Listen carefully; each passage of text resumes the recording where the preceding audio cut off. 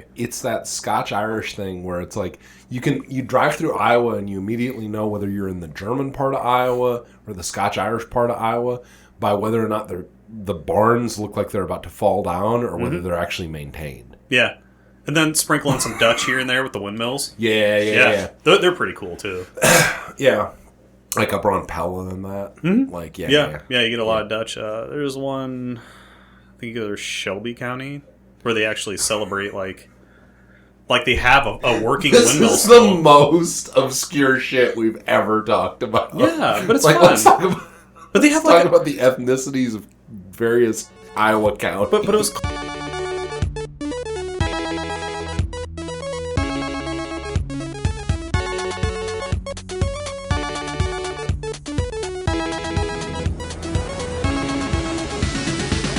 Hello and welcome to the Games That Made Us podcast. I'm Brent. I'm joined as always by my good friend Kirk. Say hi, Kirk. Say hi, Kirk. And we're joined as always by our good friend Benny. Say hi, Benny. Hi, everybody. We are back once again in the garage, in the murder garage. Back from outer space. Brent's casting couch from his basement. Guess who's back? Back again. Oh, child. Pizza's ready. Yay! Come say hi. Okay. This is my child. Say hi, child. Hi. That's my child. She waved at the microphone. She did. You're good. It was adorable. I love it. Okay. Love you, sweetie. All right. Love you. Come have food. We will in a second. Okay. Now I want to do that. Oh. Wave at the microphone. Yes. Hello, other child. I heard you guys speaking, and I wanted to be here too. This is also my child. Say hi, child. Hi. Hi, child. All right. Love you, sweetie. Love you. Let's get you upstairs. All right. Yeah. Go have some pizza. I'll be up in a second. Eat. Feed me, Seymour. We will do. They'll watch me closely. Well, and rubbing their chest. We'll be in The Watchmen, and Brent will be the blue guy with the huge dong. Traditional Norwegian Norse form, they sprang from Brent's balls fully formed. That's true.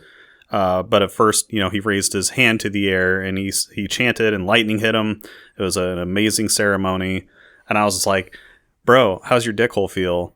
And he was just like, what? This is weird to you? And the glowy eyes and the big axe. Yeah. Well, yeah. It was awesome. There was a wolf that had been attached to my arm for all eternity. Yeah, he was just like There was a crow that was pecking me. Yeah, he was like, how do you have children? Like, right. Explain to me how your mortal form works. Yeah, we're back. He had all these runes around him, and they were glowing, and yeah, with the energy of the Valkyries, and yeah. Entirely too much mead. He's like, spring forth from my loins. Somewhere around here, I have a mead horn. I should go find it. That's not a joke, by the way. Hello. I'm only going to fall for that one more time, Brent.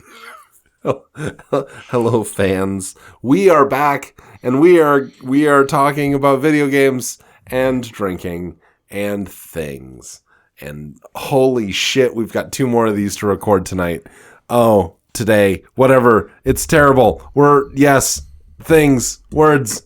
I hear words and clips and phrases. I think sick like ginger ale. Yeah. My stomach is already turned. His genital brain is finally getting to him. Dude, gin is it's a cruel mistress.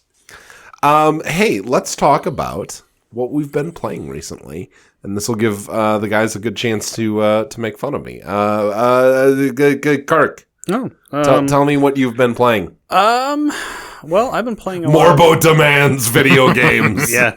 I've actually been playing a small indie game called The Farmer Was Replaced. Okay. It's only been I think it's like $8 or $10 on Steam. I don't know if it's on sale anymore, but it's a game where you have control of a little drone and you have to plant and harvest a field using Python. The game teaches you how to code using Python. That's awesome. And I love it because the only way I've been able to keep up with my wife, who is trying to get her second degree right now, and she's getting a degree in automation, and she's having to learn Python, is because I've been playing this damn game. So I've been able to follow along with all of her lessons, and when she's yelling about something, I'm like, oh, it's because you forgot to put a colon at the end of the operator. So while she's being taught with actual instructors, taught with actual instructors, I've been getting taught by video games, and I've been playing the hell out of the game. Well, then Helldivers as well, but That sounds incredibly soothing. there is something oddly satisfying about it. Yeah. Because when you're writing the code or whatever, it'll tell you what part you have wrong and what have you, but also while it's running, it'll highlight which part of the code it's running through. So if you accidentally get into like if it's repeating or it's not moving on to the next section because you have a logical operator that's in the wrong place, or you have an indentation that's incorrect, like you'll be able to see it in real time as it's running. So it's very, very... That's like that's the equivalent of code editor that does step through execution for debugging. If anybody knows what I'm talking about, basically line by line execution. Yep. That's cool. If you already have you'll if you have some experience already with like script writing or even PowerShell or anything, it's going to help out quite a bit because in Python things like variables are still absolutely a thing, and they work the same way in Python as they would in like PowerShell for the most part. So it's been a really fun time. That sounds awesome. Yeah. Yeah, I might check that out. So if you see I have like 50 or 70 some plus hours or even 100 hours, it's because part of the, like, it has to farm so much to get certain achievements.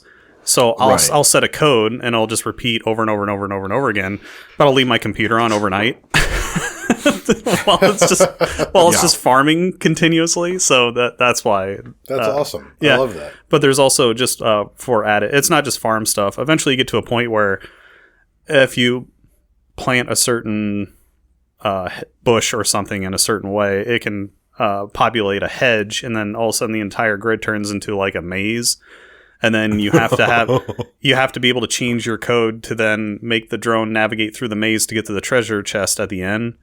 And then it does the same thing with games like suddenly you'll have to play a game of Snake, and you'll have to have your drone programmed a certain way, so it'll go for the apple that's on your farm, but also not run into its own tail as it gets longer and longer and longer. So it gets pretty advanced at a certain point. I played a lot of Snake on my Nokia in the bathroom of my place of work in the early 2000s. Yeah. So if you want to learn Python in a fun way, pick up The Farmer Was Replaced. Awesome. I will do that, I think. Which is kind of dark title. Yeah, I was just going to say, like, that's kind of meta too. Like, the farmer was replaced, and it's a drone that's doing all the farming. But again, the farmer in a way wasn't replaced. It's the person who's coding is now the farmer. Right. Like, fair. Yeah. It's just like I've always talked about when it came to AI and automation. You're not replacing jobs, just the jobs move to a different area. Right. There'll still need to be people who then in turn control the automation. Like, automation just doesn't come out of nowhere. Yeah. Well, and that's the story of technological upgrades. That's why Luddites are always wrong. Yeah, your new rural farmer is going to be a programmer too. That's true. That's what it's going to turn into. I think that newfangled radio thing they've been talking about is the devil's work. As Kim Basinger, Kim Cattrall. As Kim Cattrall said in Star Trek VI, they threw their wooden shoes called sabot into the works, thus giving us the term sabotage. Shut up. Okay. Also, Kim Cattrall's hot. I think I just blew a fuse. Also, she was a Vulcan in that movie, which kind of worked for me, weirdly. I don't know. Anyway, fair. Benny, what have you been playing? Mostly games for the podcast, and I finished up Lords of the Fallen. Okay. I don't know if I mentioned that on the last recording session. I was playing it. I don't know if I'd finished it at that point, but I think you mentioned it. I don't know that you. I have since wrapped it up, and it was indeed a Dark Souls 3 clone, which I'm not mad about. It was pretty well executed. Just if you're looking for, if you're into that kind of game, the Souls type, and you kind of burn through all the From Software options, Lords of the Fallen's a good one. Yeah. So that was fun. And then I'm not going to blow our load too early here, but I played a lot of this session's game recently. Kirk hosts a server for said game, and I've been logging into that to wreak havoc way out in the distance. Mm-hmm. Mm-hmm. I have a desert palace somewhere that you can find. But we won't say the name yet because Brent still needs to talk about what he's playing. That's true. So I mentioned that I had finished Control not too long ago. That's super fun. Do play that. But the game that's been eating up all my time recently, other than the ones that we are recording for, is Persona 4, which I'm a little embarrassed by. Because it is the most anime high school game ever. Have either of you played Persona 4? Yeah. Okay. I have not, but I've always meant to get into the Persona series. We've got another friend, Kirk and I have like a mutual work acquaintance who's a big Persona fan, and he was telling me about how to get into the series. I just haven't managed to. I need to put them on my Steam wish list and then wait for them to go on sale. Yeah. That's what I need to do. They were on sale on the Steam fall sale, and I picked up 4 and 5. I'm a big Shin Megami Tensei fan. Like I like the Mega 10 games quite a bit.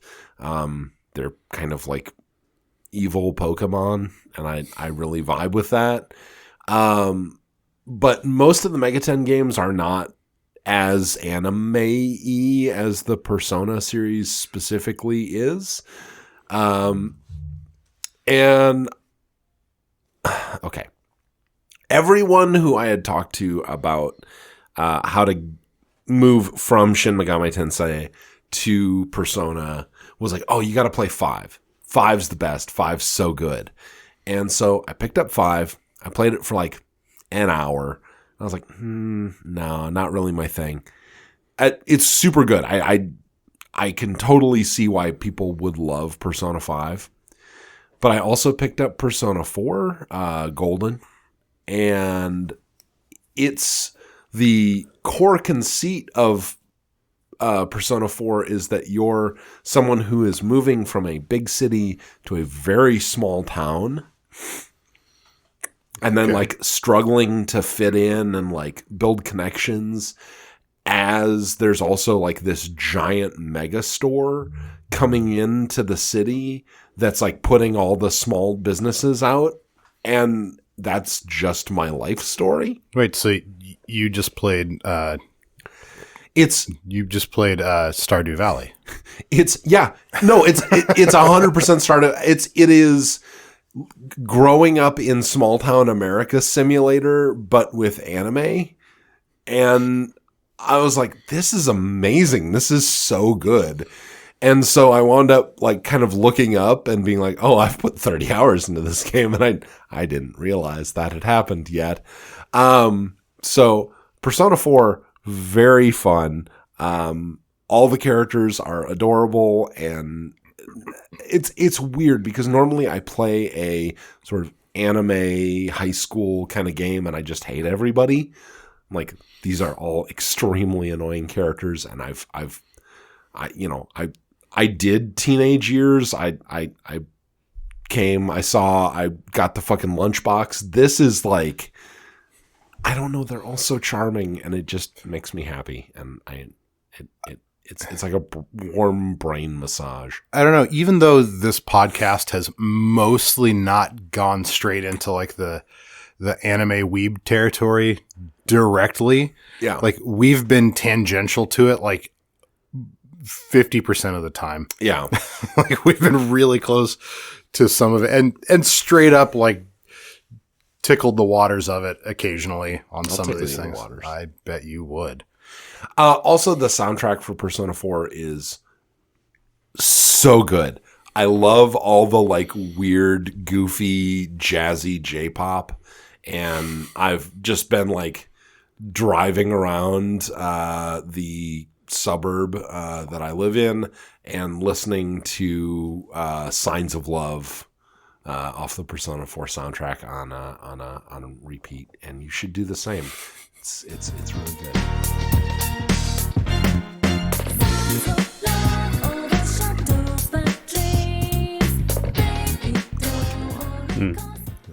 Obligatory. You're a dork, Brent. Good job. You anime dork. I think you were expecting more fun to be made than you. I don't know. You are dumb. Yeah, I know. Duh. You're dumb, and your mom hot. I don't know. No, she's not. Mom, just hit him. Oh, that got too real for a second there. Tell him to stop. All right. So that's where I've been doing with my life. And I have a week off, and I am going to paint little miniature dudes. I didn't know where he was going with that. And you had a couple of options, and a couple of them weren't great. Yeah, that pause there, I was just like, oh, God. I'm gonna paint miniatures and listen to music and get drunk, and it's gonna be a good week. That sounds much more wholesome than any of the options Kirk and I were thinking of. That's true. Speaking of Kirk, What's up, man? Kirk brought us a video game. I did? No. I had previously heard of this video game. Yeah. I feel like many of our listeners will have heard It seemed of like this kind of one. an indie unknown kind of thing. Yeah. If you're still in 2007. That would have been 2009. Whatever. Now, today we are talking about Minecraft.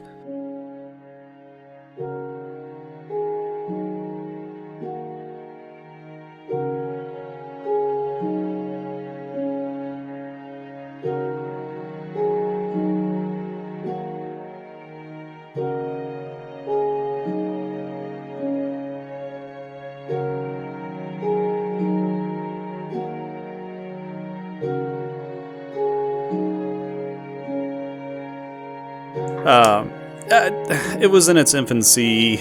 I think 2009. It didn't officially have like a version 1 or come out like quote unquote officially until 2011. Oh wow. Okay. And eventually, and it was just the Java edition, I believe, back in that day. It was just that was the edition. That was all that was available Yep. until Microsoft purchased Mojang. Well, Right? I think they came out with the 360 edition before they were bought by Microsoft. And of course, we're talking about Mojang, who was the developer of the game originally, developer and publisher until Microsoft bought them. Then they became the developer. Microsoft became the publisher. So is that an early iteration of the Bedrock edition, or was that just a port of the Java edition? It was an earlier rendition of what would become the Bedrock edition, at least to my understanding, because the Java edition still exists this day. Mm-hmm. It was the first time I played. Yeah. Same here. Yeah, absolutely. But I think they're still trying to unify everything. So for all of our there's the Java edition, which is still like a purely PC kind of edition that it's based on Java. And then there's the Bedrock edition, which is what you'll see also on PC. PC will play the Bedrock edition. But it's also what you will see across, nowadays, anything by Xbox, PlayStation, Pretty much Nintendo, every platform. everything. Yeah. Yep. They're still trying to unify everything under one banner, although the Java edition still has, I feel like that's more the proving ground. Yeah. But in its infancy, there was just the Java edition. It was out on PC, and then slowly but surely came out on Xbox 360 first, and then it started to spread from there. Then I think the Xbox One, and then it came out on the Nintendo Switch. Yeah. It's been out on most of the major handhelds Yep. at this point. Right, there is a right? mobile. Well, I think the mobile edition was its own edition for a while, but now that's just Bedrock as well. Yeah, as computing power is caught up. Yep. Right. But that's also what makes this game so special, is that it can run on a potato. Absolutely. And yet the draw distance on the Switch version is still like 6 feet. It is incredibly scalable, though. That's what makes it so portable. is that the settings are scalable because it's all relatively slim. It's a pretty small executable because it's so we'll get to this, but it's procedurally generated. So there's so much that's just math based. Yeah, and that in this game is what's referred to as voxel, Right. where it uses very simple polygons, very simple shapes. It's not like a super AAA, high fidelity, graphically intensive game. No. It's often referred to as Legos for adults. Although it is really beautiful in its own way. Yes. They recently, as of recording this, one of their newest updates, they've been working on different styles or the visuals. I can't remember what the newest one is called. I think they just call it Vibrant, but there's still like classic where the sky is just like matte light blue, Right. during the day, and there isn't like fog or shadows. But the new one absolutely has like kind of a fog as the light shines through the trees, depending on the biome you're in. Because this game is, well, I'll just start talking about it now. So Yeah. it's a world building game. Right. You're just dropped into the world. You Yeah. can call it whatever you want. There's deserts, there's oceans, there's forests, there's jungles, there's giant ice mountains. So we call those biomes. Yeah, we call those biomes. Right. But going off of the discussion about the different visuals, they've enhanced them over time while still maintaining its simplicity, but also making it beautiful at the same time. I like the water effects they added. Yes, I remember there was back in a time where water, until you got under its surface, was just kind of a flat, matte, opaque surface. Right. Until you got under the water. Now it's like transparent. But again, they maintain the simplicity. Like you look down into this transparent blue water and you can see all the individual blocks in the water. And that is something we'll have to explain, is how the world manifests in terms of blocks. Yeah. Just again, I said Everyone's seen Legos it, for but- adults. Just imagine a Lego set. That's Yeah. Minecraft. Yeah. Like, The entire world is generated from these like 1x1 squares, cubes, and it's And for reference, your character is 2 blocks tall. right. So you can pass through a gap that's 2 blocks tall, but you can't pass through one that's 1. So you think about your body height, about half of you is about a block high. Yep. Right. And then, of course, all the blocks come together to make trees, mountains, deserts, oceans, etc. It's also a resource game, Right. very heavily, like based on resource gathering, where because there are dangers in the game, other creatures. I mean, if you're listening to this, you've probably at least have heard or have seen Minecraft in some way, shape, or form. Like there was that shitty movie that came out recently. You've encountered it at some point in your life now. You know some... Or again, if you've played with Legos, you're halfway there. Right. There was some kid that you knew in the last 10 years that had a diamond sword from Minecraft that they were running around whacking each other with. Yeah.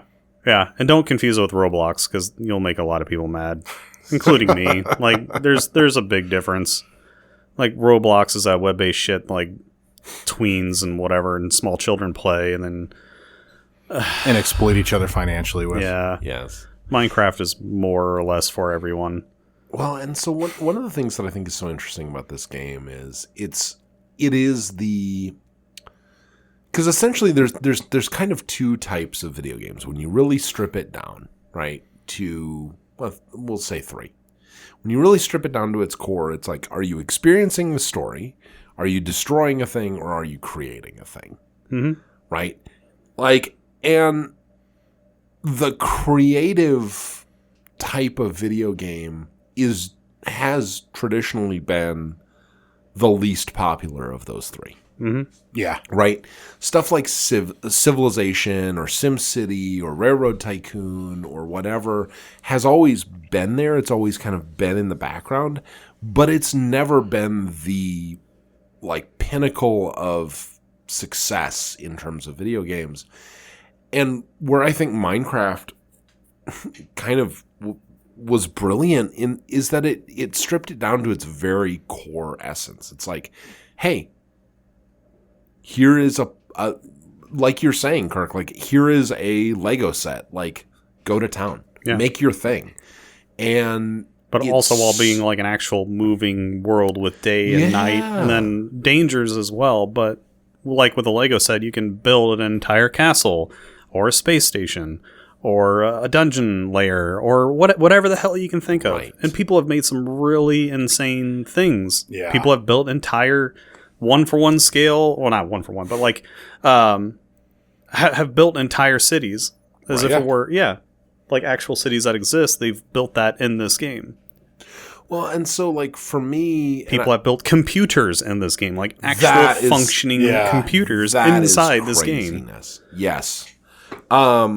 And I want to hear about where you first encountered this. But so my story with Minecraft is very simple. I downloaded the Java edition in college, and because somebody had been like, "Hey, you should play this game. It's real fun." And I downloaded it, and then I like woke up like a day and a half later. Like I downloaded it like Friday night, and it was like Sunday morning. I was like, I need to sleep. It's like crack in some ways. It's so compelling in the gameplay loop. If you have that creative gene at all, it is so addictive. And I feel like so many games since then have been trying to like chase that dragon of Yeah. what Minecraft provided. Yeah, because and that's what makes this game a little difficult to talk about too, is because the game has no point. Right. I mean, are there goals? Absolutely. But in the grand scheme of things, the goal is whatever the hell you want to do. I think at some point in the past we actually touched on Minecraft, and I think We did. something else, some other conversation led us down that exact path, which was like you have to be intrinsically or self-motivated, or you have to make your own goals or your own objectives because the game won't give them to you. Yeah, Yeah. Because I mean, there are some if you choose to like view like but even the then, end the and game Ender doesn't Dragon. just give them to you. No, Right, you have yeah. no idea that they exist until you go out and discover those things, or use Wikipedia or whatever. But like they are not intrinsically forced or thrust upon you in any way. Yep. You're in an open world that is unique to your what's called a seed. Yep. It's a number that is used to procedurally randomly generate the world you live in that you encounter. So like your experience is uniquely yours down to the individual block. Yep. Well, there's also this whole part of the game too, where especially if you play the normal version, where there's resource gathering. Right. In the modern versions too, you have you get hungry, so you have to find animals. Pigs, cows, sheep, duck, chickens, whatever those are. I like that debate. Are they ducks or are they chickens? Dickens. Yeah, Dickens. But you have to harvest them too. Eat their flesh. Eat their flesh, and cook it because if you eat raw meat, you can get sick. Like Kill the pig. Drink its blood. Gooble gobble, one of us. No, we accept you, one of us. Anyways, but yeah, you have to because again, the game does have a level of depth where what. Brent is broken. We hit that moment. Is it 'cause I'm drinking I'm a drinking Capri Sun? and eating oven baked pizza. What's wrong with Capri Sun, bro? That's so good. I love it. No, continue. Okay. I'm like, the game has a... God damn it. If they only had Capri Sun in the game. Right? Then you wouldn't need any more energy. You'd be Make good. a giant Capri Sun pouch in game. You can do that. There, That's true. there are parts of the game that are kind of just grounded in reality. Like, if you eat raw meat, you can get sick, and your character can get sick. So if you're gonna get meat from any of those animals we discussed earlier, you want to cook it, and you have to make an oven, and you have to have a way to power the oven to give it fire so you can cook the meat, so you can then eat the meat, so you don't get hungry, so you don't die. There is, survival, Ooh, lava basically. chicken. Yeah. But also, instead of meat, you can harvest wheat, make bread. You can find an apple on a tree. You can, I don't think you can just straight up eat sugar cane. but sugarcane exists, and you Right. can make pies out of it. Like, like there's just Delicious pumpkin pie. 'Cause Yeah. it's fall. watermelon. There's watermelon. Eat watermelon slices. There's carrots, potatoes, and then even potatoes. Like you can bake the potatoes. You can have a baked potato. So there's a resource gathering aspect where to even do all those things that I mentioned, you need a hoe or a sword to kill the livestock or whatever. So I looked at Brent because I fucking knew he'd be over there snickering to himself about hoes. hoe, yeah, because you need a hoe to make farmland, farmland. Or farmland. It's that accent of mine again. Or you need a sword so you can butcher animals so you can get their meat. Right. So you murder that big doe-eyed stupid pig. Yeah. But then you need to get a sword or a hoe or a shovel or an axe or whatever, a pickaxe. Well, you start with gathering wood, and then you make the wooden versions of that. And then with the wooden versions of that, you can get the stone versions, which are a little more durable and can, harvest things faster, kill things faster, or mine things faster. Stone, it goes to iron. Then iron goes up. Well, technically gold is after that, but that's garbage. It's worse. Yeah. You could argue that there's one core ethos to the game, which is mining. Yeah. You could say that that's like the one obligatory thing that you really almost have to do to play this game effectively. I guess you could play the entire game with wood implements only, and you'd be literally surface level, and you'd be missing a whole lot of the game. Yep. So I would argue that, like, unsurprisingly, with the game title being Minecraft, that mining is the core loop that everything else kind of circles around. Right. Mm-hmm. Well, and I love it too because it is the most it's right up there with SimCity where there's a man walking back and forth in front of my house and there's a car following him. And it's kind of hilarious. Bizarre. He's talking on his phone and the car is just like slowly following behind the man. Are we going to be watching some crimin'? Sure. I like crimin'. Now Kirk's invested. Yeah, Kirk's over there scouting through the window. This is so weird. This is fascinating. You live in a fun neighborhood. Let me know if I need There's always weird shit going on. Let me know if I need to hit the deck. I can dive below the level of the concrete foundation where I am. Benny Drilldozer. I didn't mean through the floor. I just meant there's concrete around us. No. I'm hard-headed, but not. Or do you think I was going to chew through the concrete? Yeah, and in my head, you're now that GBA game where you just like drill down. Hey, in Minecraft, you can break stone blocks with your fists if you take long enough. Yeah, it's true. It's true. But Also, you can be a Limp Bizkit song. Like stuff. well, what Benny was saying, mining is, well, you're kind of obligated to do it at a certain point, Yeah. and you can do that by just digging straight into the ground right below you, or you can go out and find a cave, which inevitably turns into an entire system to explore, and Right. and there's complexity to even that because caves are dark. Well, now you need equipment like torches, which require their own resources, so you can see what you're doing inside the cave, and you lay them in different areas, and then inside the cave, or even at nighttime, there's dangers. There's spiders and skeletons and creepers and enderman. One of the unspoken, and so much of this game is not told to you. Right. Mm-hmm. It's very much a game about discovery.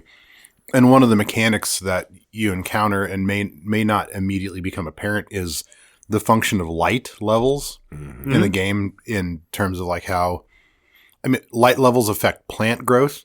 Right. They affect monster spawning. It's like low light levels below a certain threshold will allow monsters to spontaneously spawn in those places. Yeah, absolutely. And so you have to be cautious about maintaining your environment wherever you are.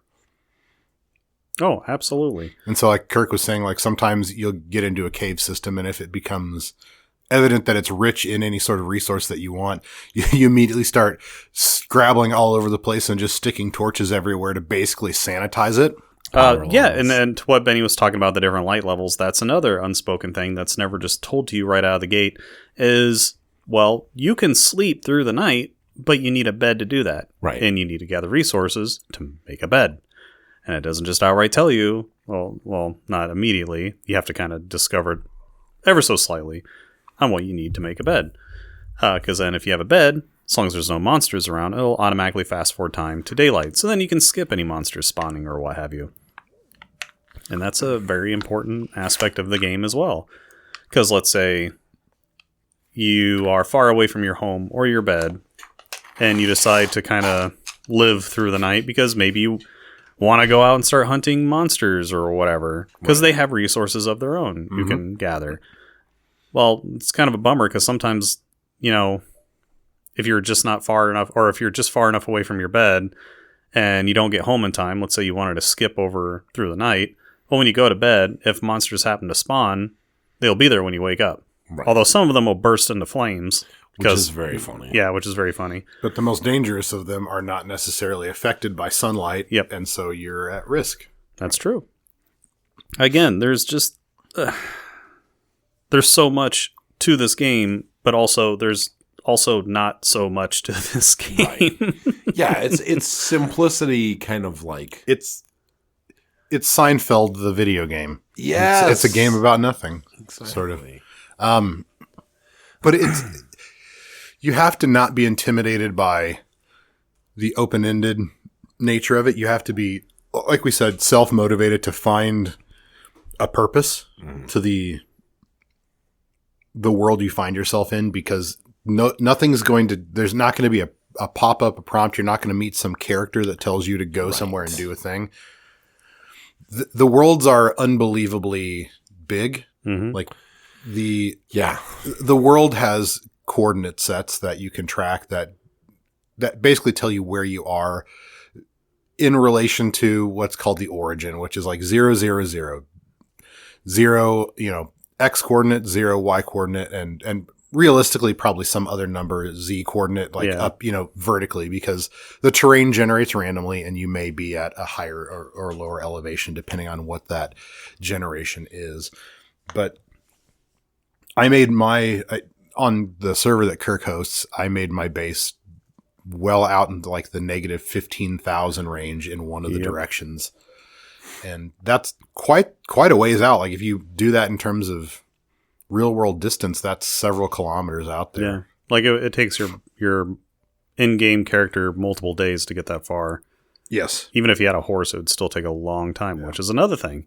To get around faster, you can do things like build little rail carts and rail systems, and you can tame a horse and put a saddle on it, which you then in turn have to make boats to cross oceans. Yeah, and then make boats across oceans, and then feed carrots to your horse if it's low on health because it got damaged somehow, or because obviously gravity exists. So if you fall too far and you're on your horse, well, the horse gets damaged too, just like you. So there again, so much of it is, even though as simple of a game as it is, a lot of it's just grounded in reality. Like if you fall from a high distance, you're going to take damage. Right. Even you're on a horse, if it falls from a high distance, it's going to take damage. I would be willing to bet that each of the three of us is slightly differently motivated by what we choose to do in the game too. I bet that none of us does exactly the same thing, because it sounds like, Brent, you might have been one of the earlier adopters. When did you start playing, Kirk? I started playing probably in 2012 or so. Okay. Back when, because the game has evolved so much over time. Yeah, when I first started playing, hunger wasn't even a mechanic yet. Yeah. Sprinting wasn't even a thing, or running, because running did not exist when I started playing. I think in 2014 is when I first bought the Java edition. You had a static speed that your character just always moved, but then they started implementing hunger and sprinting, and I don't even think animal taming was a thing. Like I don't even think horses exist. I don't yet. think so. Yeah. At the time, they didn't. No, they didn't. Yeah. But there's so many options for this that the way you approach this game will be unique to you, which is great because it allows you to enter this infinite gameplay loop that is almost infinitely compelling, Right. down to that level that Brent was saying, which is like practically addictive. Yes. And there is nowadays, well, it implemented actually pretty early on, where if you really did just wanted the kind of a Legos for adults experience, Yeah. well, there's 2 different gameplay or game types. Yes. There's survival, which is what we've kind of been alluding to and talking about with monsters and day and night and this and that and hunger. And then there's creative mode where you can fly.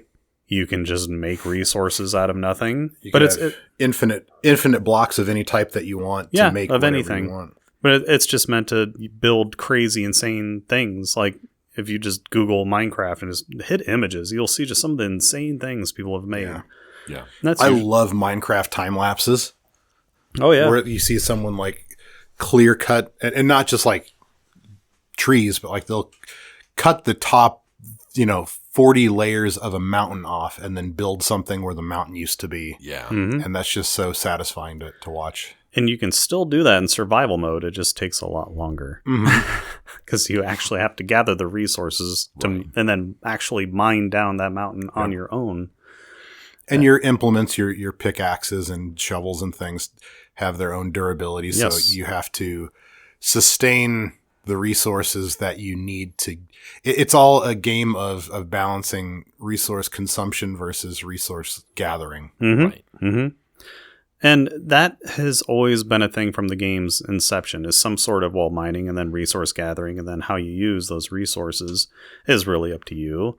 But even in the earliest versions, there are things like, Enderman wouldn't become an enemy until later, but you had your stereotypical zombies Yeah. and skeletons and spiders. And I think, creepers were there too. Those are kind of like the OG monsters.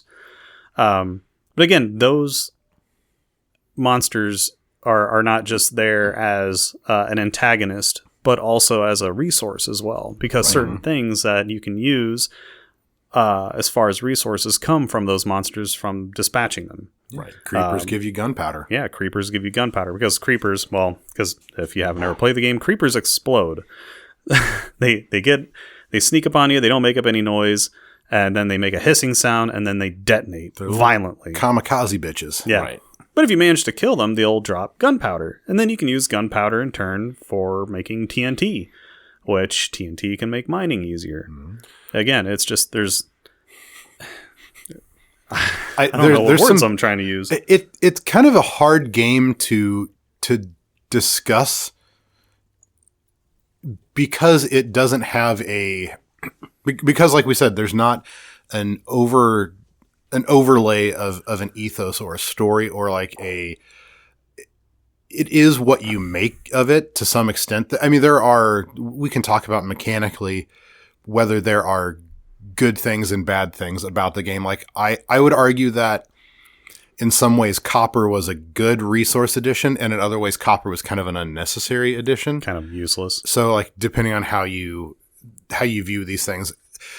On the other hand, when they expanded an earlier addition to the game took the bottommost layer from, I think, was it 0 to negative 64? So they added an entire level of depth that literally an additional set of layers that make the world a lot deeper and a lot more hazardous, but also a lot more entertaining and interesting to delve into.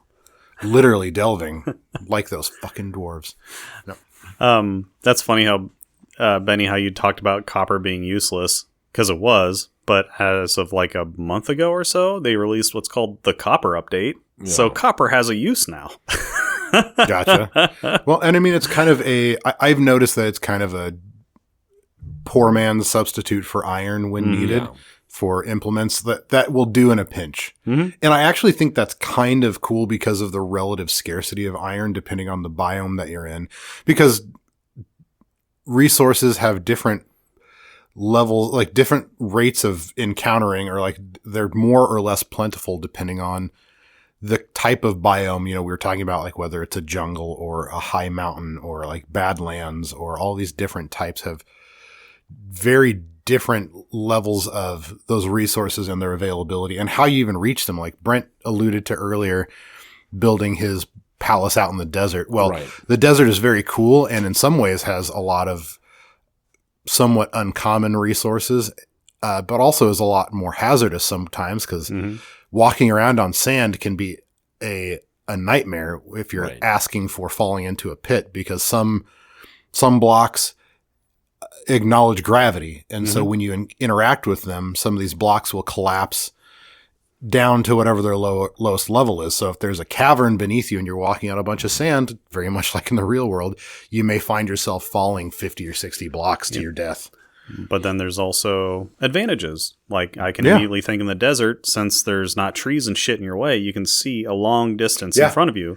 And so find if things. if it's in the, and find things. So if it's nighttime and monsters are coming out to get you, you can see them from a far distance away. Like you know how to avoid them. But if you're like in a forest or a jungle, they could just be there. They're right there. You'll never know. If I'm relatively early in the game, and I'm about to allude to a mechanism or like a thing that we all get into relatively early. If I'm relatively early in my playthrough in a new world, I will seek out deserts when I'm ready to find obsidian blocks and things for a nether portal, because it's easier to find those portals, like the defunct ones, the broken portals out in the world.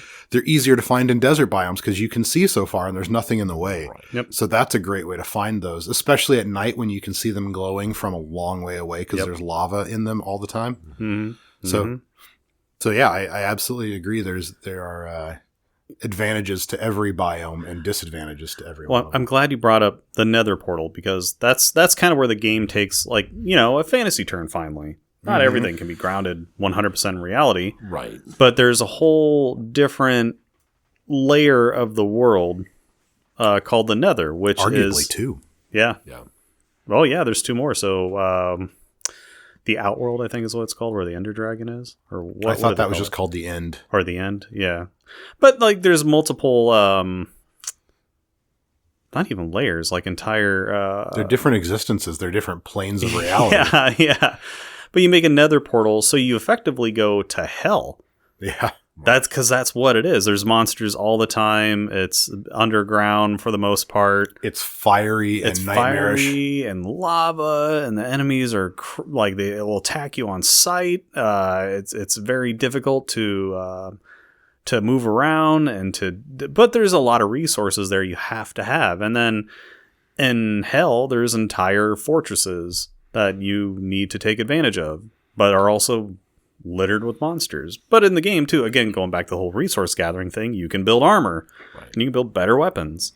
And then to get into the fantasy side of it, you can enchant these with special power-ups to make your life easier. And there's so many little unspoken things, and there's so much written about Minecraft, like so many wikis and videos, that it's not hard to find these things out. So like, there are little tips and tricks that aren't really spoilers if we talk about them, but like, once you've played for a while, you know to take cobblestone with you into the nether, because the enemy type called the Ghast shoots big fireballs, but their fireballs don't damage cobblestone blocks, which are very common in the overworld. Yes, and one of the most useful parts about the nether is that, in addition to it being this kind of hell universe, it also functions on a coordinate system that is a fractional version of the overworld. So when you travel a certain number of blocks in the nether, you're traveling a multiple of those blocks in the overworld. 9 to 1, I think. I think it's something like that. Yeah, so it's like 9 to 1. So it's a really dramatic distance differential, and so you can build multiple portals, and you can travel tremendous distances through the nether that you could pass through in a much greater amount of time in the overworld. We're like a trick that we like to do when we're all playing the same game together is, instead of building these intricate rail systems in the overworld, we will build them in the nether instead, because it'll take a substantially less amount of resources to travel the same distance. Yeah. And then because there are biomes that are rare, and there are things that are easier to find in other parts of the map than perhaps the one that you're in. We like collaborating where like, oh, I've got this mangrove forest biome or whatever near me, and oh yeah, I haven't seen one at all, but I could really use some of that wood, so I'm gonna come over there and I'm gonna take a train to Kirk's place and chop down some shit. Yeah, and then go back home. Oh, I have. I'm nearby a jungle biome, and I have like parrots and cocoa beans, so you can make chocolate chip cookies. And it's like, fuck yeah, I'm gonna come over and get me some cocoa beans and bring them over so I can plant them on my farm. And I have always loved this game, even when I only played it solo. But it really shines in a multiplayer scenario, especially if you have a group of friends who are at the same place in their lives at that moment to be able to put some time in and be online at the same time. Yes. Because it really gets fun when you're playing collaboratively. Yes. We referenced it a little bit earlier, but I have a Minecraft server that I run. I have for many, many, many years, because it seems like once a year we all kind of gravitate back towards the game for a while, because really this game, that's why it's on this podcast, is anytime I just don't know what game I want to play, I jump on Minecraft, because it's a game that has no goals, and there's no... You're not obligated to do anything. There is no commitment. You can save and quit whenever you want on the fly. It doesn't matter. At this point, it's very much the journey instead of the destination for me. There was a time where I guarded my seed. Not my I almost thought I guarded my seed. There was a time where I made sure to keep my game files and my saves and the seeds stored for later perusal, and I wanted to go back to things. And then as I've gotten better at the game and know how to exploit the resources and really make those jumps technologically through the different implements and different resources that you can gather much more quickly, I don't worry about that as much anymore. And I worry just more about how can I optimize this? What's the new cool thing I can build? I have a proclivity for building big towers, which is very different than our friend Sean, who likes building big dicks out in the middle of fields and stuff. So, but I'll touch on that in a second. You're gonna touch his dick? I used to care about keeping those save games, and I still have some of those from an early Java edition. Right. And maybe I'll go back and even play through some of those and see how I could change things now. The one game where I built a wall around an ocean palace, and then filled all of the water blocks in with wool, and then burned all the wool blocks out. And so I unearthed the entire, although I don't know why I did that. Sand is a much better way to do this, but, but doing stupid things like that it can be very satisfying. Yeah. But now this is a very roundabout way of saying every once in a while you refresh the server onto a different world seed, and then we all start from scratch. And I feel like there was a point where that would have bothered me, but my view of how I play this game and how most people probably experience this game, or at least our friend group, is different, where I don't mind that. I just, okay, that's that was cool what I built before. Now let's see what I do this time. Right. Well, but to my defense and benefit, I have to do that sometimes, because there's so many updates to the game where unless you restart the world, you won't see any of those improvements. So that's right. Sometimes you're kind of obligated to. You were talking about earlier how there's that big update that increased the ceiling and the floor of the entire world. Yeah. We didn't get that. That's because right. The world was made before that happened. And even though they said, if you go out a far enough distance, that an area that hasn't been generated. Yeah. We never saw that. We never saw it. So the it's improved caves and everything that they included at one point. Yeah. So sometimes, and it's usually been once a year, I'll have to overhaul it, because there are updates like the newest one, the copper one. I didn't have to redo the entire world, because it was more of it wasn't a huge new feature thing. It was just, for sure. Yeah, you're smiling. I think Brent is dying, and I want to know what Brent thinks. He's been so quiet, and he's normally not this. I want to hear what you think. You've been playing this game longer than I have, so. Well, okay. So here's the thing with Minecraft, right? Is that it itches a particular, like it scratches a particular itch for me that is almost dangerous for me. Because I really love that. Should really get a cream for that. Yeah. I really love that like creative aspect in gaming. And it's one of those things where it eats hours and it eats days of my life. I've been good this time. I came back. I was able to restrain myself, perhaps because I now have children and I have real responsibilities, but I've slept and stuff since I started playing again, which is cool. This game can be a compulsion, and it's not just compelling. That loop is addictive and it can be problematic.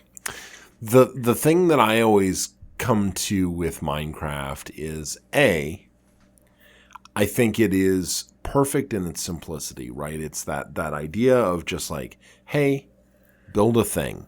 Here are all these, again, like I think Kirk said it perfectly, right? Here are all these Lego blocks. Go build your castle.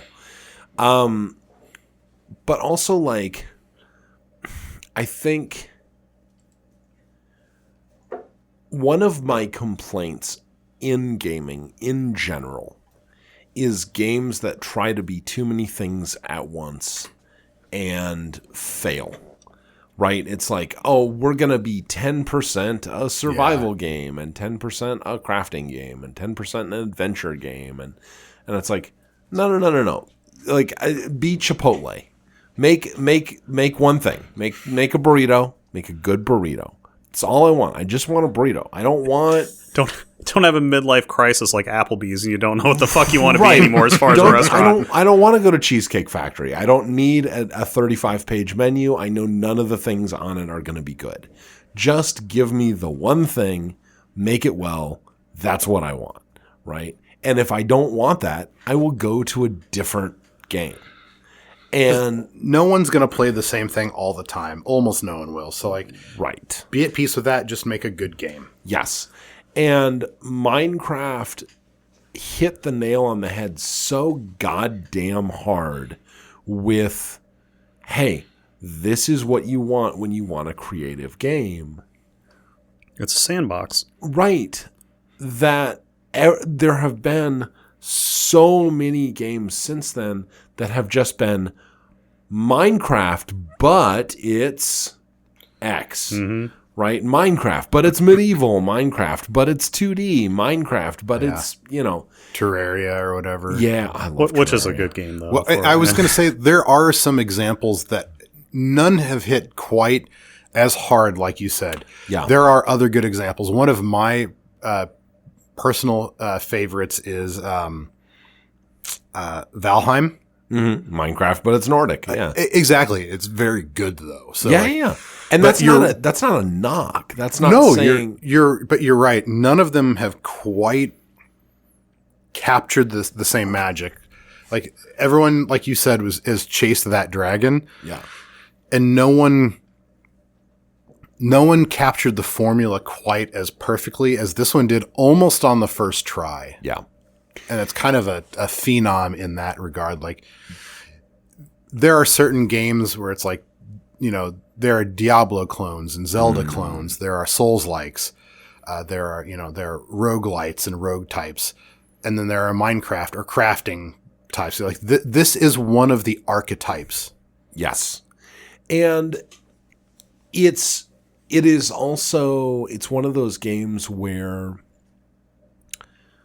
very rarely in any media do you have something that is so successful, so solid, so like hits a niche so well that it becomes evergreen. Mm-hmm. And like, okay, we talk about a lot of 15, 20, 30-year-old games on this podcast. We've not talked about even one game this old that's still this popular. Like, there are kids who, like... And shows no signs of stopping, more or less. Exactly. Like, my daughter wears Pokemon stuff, but her Pokemon is a different game than the Pokemon that I played when I was a kid. She has friends who are super into Minecraft. They're playing the same Minecraft. Well, different updates, but yeah. Different updates, but I mean, it's the same game. It's literally still the base core concept. Yes. And yeah. Yeah, there's only window dressing that's been added to Right. it, but it's not like it's not a like you said. There a different is no version Dana. of Only Zool. Yeah. Yeah. Absolutely. Fuck, I thought I had some for this. My brain just went blank all of a sudden. I'm sorry. eat grenades, stupids. Yeah. Can I also just say, and I I remember now. I'm sorry, but go on. No. Okay, all right. Well, I have a question because I don't remember this, and you guys probably will know the answer to this. Did Minecraft have this good a soundtrack when it came out, Yes. or has that been added? That's been the same soundtrack with just more that shit added to it. overworld music is so good. It is face-meltingly good. Like, it is... It's so simple, but so beautiful at the same time.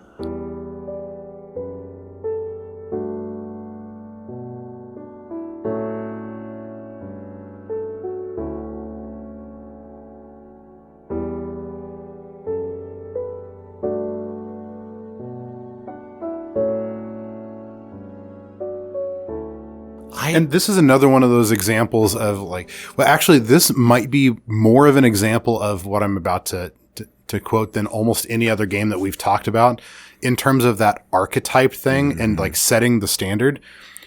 This game was essentially made by one dude. Yeah. And it became this unbelievably big thing. Yeah.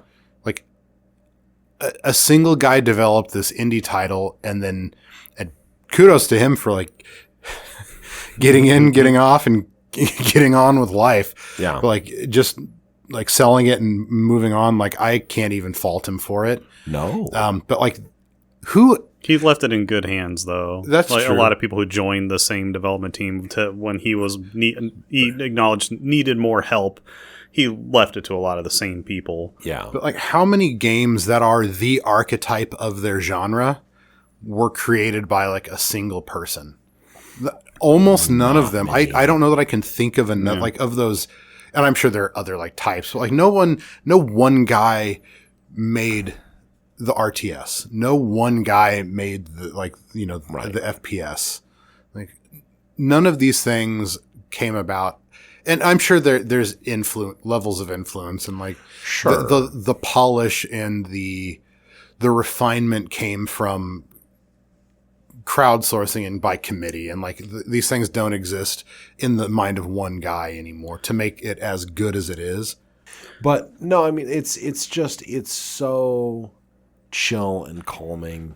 Sorry, to your the music really reflects the world you're in. Yes. Yeah. Very simple, but also gorgeous. Absolutely. One thing I will say to your it's very rare that like a genre that was created by one guy. 100% agree. 100% agree. And like a lot of the ones that we think are kind of weren't, right? Like, you know, you could talk about like John Carmack with Doom or Sid Meier or, you know, whatever. Like there are people like that, but it's almost always a huge team. Ed Boon. There's one Roberta Williams. Yeah. Like, there's one that will go down in history as one guy though. Balatro. Local funk. Yeah, that's true. fair enough. Because Fair there's enough. so many Balatro likes now. Yeah. Yeah, but Notch did it first. Yeah. It's like, no, this is... But we talked about servers, so I have a server. Yeah. That's another great thing about this game is that it's not dependent on Microsoft running servers forever. They actively on their website are just like, here are the files. Right. Here you go. You can host this yourself. And even if the whole company were to collapse, people would still be able to maintain servers in perpetuity forever. Right. Which So- is the whole stop killing games thing. It's like, it is possible Yes, to very. let people... Yeah, let people just own their stuff. Yes. Yeah. So, but it's also financially a great move on their part because then they don't have to spend money and get tech Right. debt on maintaining servers themselves. Make it someone else's problem. Yeah, they can spend that money on on Someone churning else. through all the water in the desert Southwest with all their AI initiatives.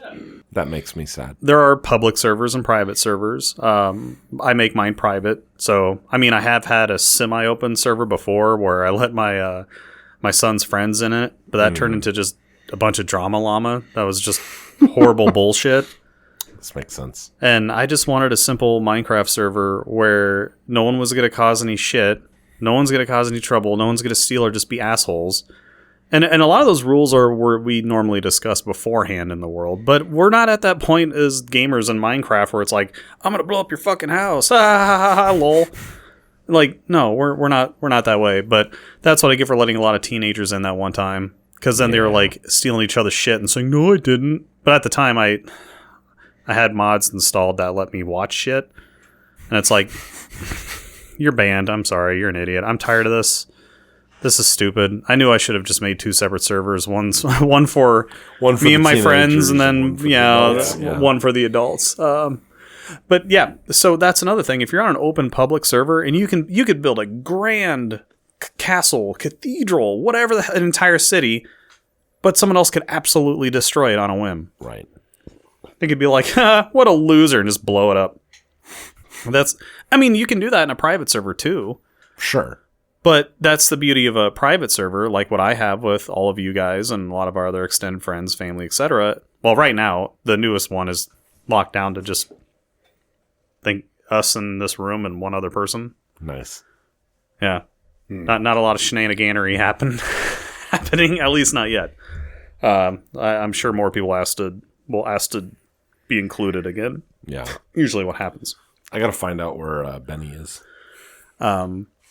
So Well, hey, you can come visit me as long as you don't mess with my shit. Of course I won't. yeah, but that's My stuff is still really, really early. I'm Yeah. like building resources to make a tower. even back in the day when there was always at least a couple of us playing. The server always had somebody on it at some point in time. Right.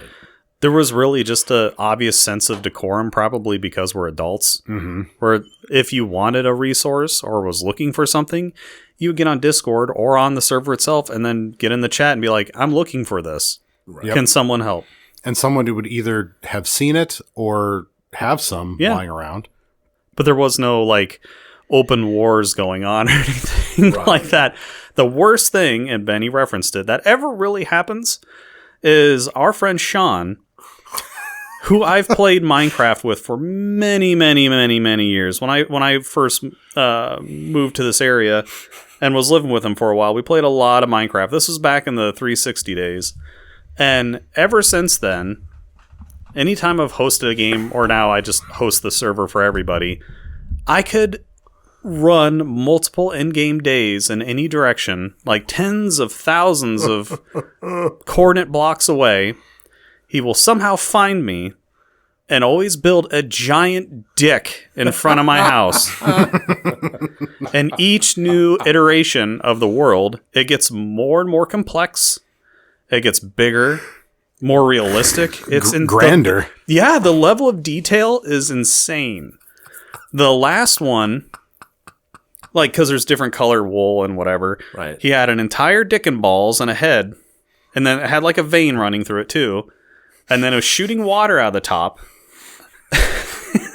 And it was, he had got the coordinates so perfect, and he also made the dick so big where when the sun came up in the morning, it cast a shadow over my fucking house. It's got to the point where it's expected. I used to get mad about it, but now it's just like, oh shit, he found me. Every fucking time. But yeah, the last time I had built my house, it was no shit on an island. It was only accessible by rail. He built another island nearby and in a position where, like, because the sun and moon are always like kind of on the same vertical coordinate in the sky, he built a giant dick and balls, and it cast a shadow. The ecliptic. Yeah, it was almost like he built a giant sundial for me. It's dick o'clock. Time to go to bed.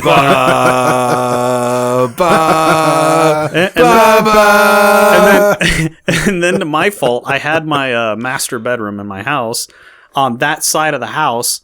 So I'd look at like my character would wake up and I could turn around, look out my window, and I would just see like the silhouette of a dick as it casted a shadow over my house. It's like, oh, cool. That's what I want. That's fine. I think last time I talked to him, like it's almost like a monument at this point for you to do that. But like, don't. I appreciate the effort, but just like put it somewhere else nearby. Don't cast a shadow over my house, please, with your dickatry. All right, let's wrap up with a question. Okay. Cagebird /Crowcage /our fan has a question for us. He asked, what is the current murder strat, specifically for David Wise? Does it involve all three of you? How elaborate are we talking here? I heard David Wise knows Kung Fu. Does that hinder your plans? Well, I think, I think we really have to take advantage of the fact that, he's getting up in age. He's, late 60s, early 70s. I think just mobbing him works. I don't think we need to, overcomplicate things. I mean, we have big boy jobs. I could have a trunk full of duct tape and he nor you would be any the wiser. The wiser. Aww. It's a pun. Kirk, do we have anything particularly elaborate? I had like this whole pulleys and ropes and chains. Yeah, that a whole system like that to kind of coax him on the show one of these days. And this whole Rube Goldberg thing would go off, set off a whole chain reaction, and then eventually he would like ejector seat through the little garage window here. And I mean, if he passes away, I mean, that's one thing. But I was thinking one of those, the old school medieval torture device with the giant blade that every time it goes back and forth, it clicks down one, but set it to the bass rhythm from Aquatic Ambience from Donkey Kong Country. Ooh, that's a deep cut there. Yeah, so we're it would be another pun. Yeah. So we're a bunch of at various levels philosophy nerds in this group here. It's true. What if we put him at the bottom of a ravine with trolley tracks going up both sides of the ravine? God damn it! I knew it was going to be a trolley problem. And then put a sign next to him at the middle of the ravine on the track that says the trolley problem. But the joke is on him because there's just trolleys coming down from both sides at the same time to smash him. They crash into each other over his lifeless corpse. I feel like in whatever we do, it needs to be music themed, though. Oh, that's we got to fair. involve an instrument. Because, I mean, yeah, we could get like a bunch of silverback gorillas carrying saxophones to beat them to death or whatever, but that's not as fun. Wait, no, hold on. disagree. I'm Go trying back to to tread that a one. line where it's just like, I don't want authorities listening in on this podcast like, oh shit, they're going after David White. Like, no, don't this wanna is all end in up on- jest and all in fun. I just We want to say that. we do love David. We're Kirk- just, it's just an old reference from like the first episode. Kirk wants to be on a list 100%. That was Yeah, I want to be on a list, the David Weiss fan list, That was my god, fan club list. There we go. that was episode 1 because it was that NES shoot 'em up. Oh my god, what's it called? Well, no, we had Captain Skyhawk and then Yeah, Captain Skyhawk. and then the mythical ninja, whatever. Yeah, was Legend the of the first Mystical episode. Ninja. Yeah, it was Captain Skyhawk because it was rare. Yep. Oh yeah. That's right. Oh it was my God. Milton Bradley /Rare when Milton Bradley was still making games. That is so bizarre to think about that was episode 1. Yep. It's Did been they almost make- 2 years now? Did they make Mousetrap? Speaking of Rube Goldberg devices. Sorry, that's an involuntary reaction. That just happens. So- Like Brent just twitched out a little bit over there. Just I mean, in the grand scheme of things, I'm probably going to die before David Weiss. So This is true. yeah. He's touring. pack a trombone with creeper gunpowder and Yeah. hand it to him. No, okay, so what you do, sorry, you take a brass instrument and you load it with... Hit him with it repeatedly. Gotcha. This is brilliant. No. This is brilliant. You got to stick with me for a second. Okay. So you know the old school like 1950s pop guns that when they'd go off, the little flag would go off that said bang? Okay. So you load a saxophone with that so that when he blows into it, it pops a little flag that says bang. I mean, first you have to time down, obviously. Like he has to feel under threat. Okay? And you're like, David, play this. And so like, really play it up so he thinks this is going to be it. This is going to be how he dies. He blows into it, and it makes a little popping sound and then pops out with the little bang flag, and then you shoot him. I was gonna say like, and then a gorilla comes out and beats him to death. So it's pretty clear that we're not interested in engaging him in kung fu. We're either going to ambush him or trick him. Yes. Like I want to build the tension up and Some then sort of elaborate ruse, or just like jump out of a tree and tackle his ass. There's different varying levels of how you do it. Like, but yeah, one side is very simplistic, and the other side is like a very comedic, absurd, overly engineered way. as soon as he feels safe, that's when I want to get him. You will never feel safe, David. Okay. We're gonna leave now. No. If you like what we're doing, we appreciate you. You're good people, I think. Even if you're not good people, that's fine. I still keep listening to the podcast. Ask more questions, please. Ask more questions. We are out of questions, so we need more questions. Come to Discord. We need more than two. We need more than two. Go to Discord. Ask us. My wife's question: why are you still doing this? No, I'm just kidding. She loves the show.